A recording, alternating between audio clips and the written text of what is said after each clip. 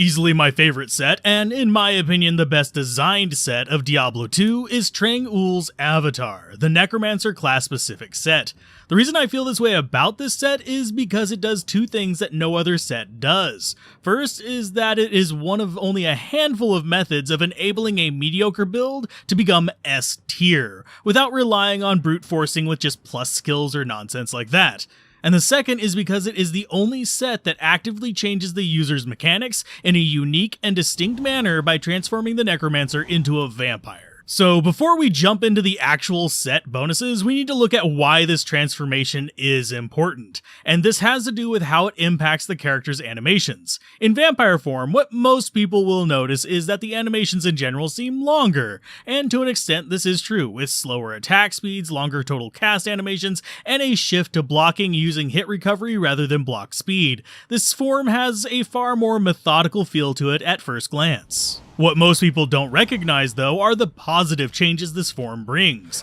For example, the vampire form moves at the same speed whether running or walking, allowing you to preserve your block rate and defense while losing absolutely zero movement speed and never having to worry about stamina. And while we did mention that the total casting animations are longer, the vampire also has much faster casting action frames than the normal necromancer, meaning you are far less likely to have a spell interrupted since it casts so much earlier in the animation, and since most vampire builds use spells with casting delays, such as Poison Nova, Summons, or even Firewall, this extension to the cooldown is much less of an issue. Now you may have noticed I mentioned Firewall there, and this is because while the set itself follows the normal global modifiers of resist all and plus skills on class-specific sets, the special flavor it adds is to adapt itself to the form you've taken, with the addition of Fireball, Firewall, Meteor, and even Fire Mastery, not to mention solid mana and regeneration bumps, and even some life leech to mirror the lifesteal of the normal vampires.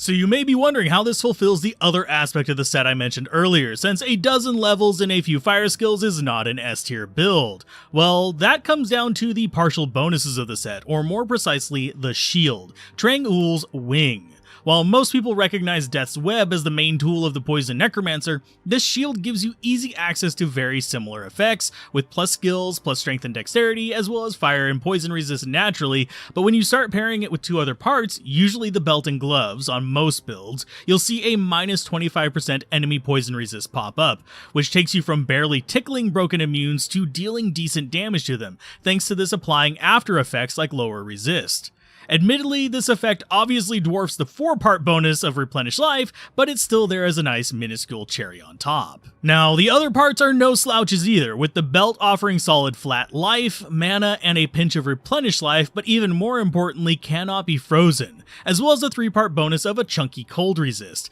There's people who regularly use this just for that cannot be frozen when they don't want to risk shattering corpses with stuff like Ravenfrost. And if we move over to the gloves, we have one of my favorite caster gloves in the game, Trang-Oul's Bracers, which obviously has plus curses for the Necromancer, but makes itself exceptionally useful for a number of builds thanks to the inclusion of 20% faster cast rate, chunky cold resist itself, and a pretty big bump to poison skill damage, which, while not as useful as the minus resist on the shield, does work great for alternate builds such as the Poison Javazon, Venom Assassins, and even Rabies Druids. The less loved but still fairly decent pieces of equipment are first the helmet, Trang-Oul's Guise, with its faster hit recovery, pretty big mana boost, and even a pinch of replenished life and retaliatory damage, which gains a bit more value when used with the full set due to how your blocking changes to being reliant on that faster hit recovery in vampire form. And second, we have Trang-Oul's Scales, a normally heavy armor that covers up its shame by including faster run walk speed,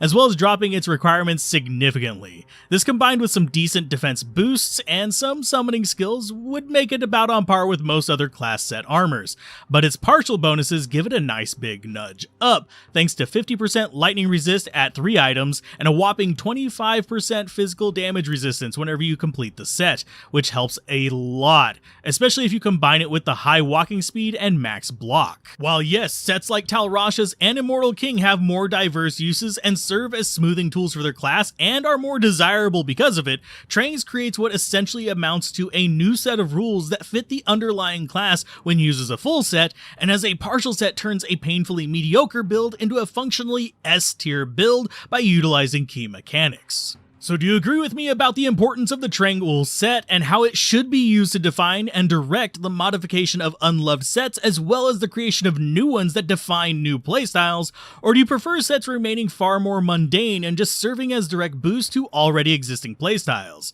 Mention it down below, and as a special thanks to all those folks that clicked the channel membership or on the Patreon and made it possible to show off all of these sets and explain them in detail.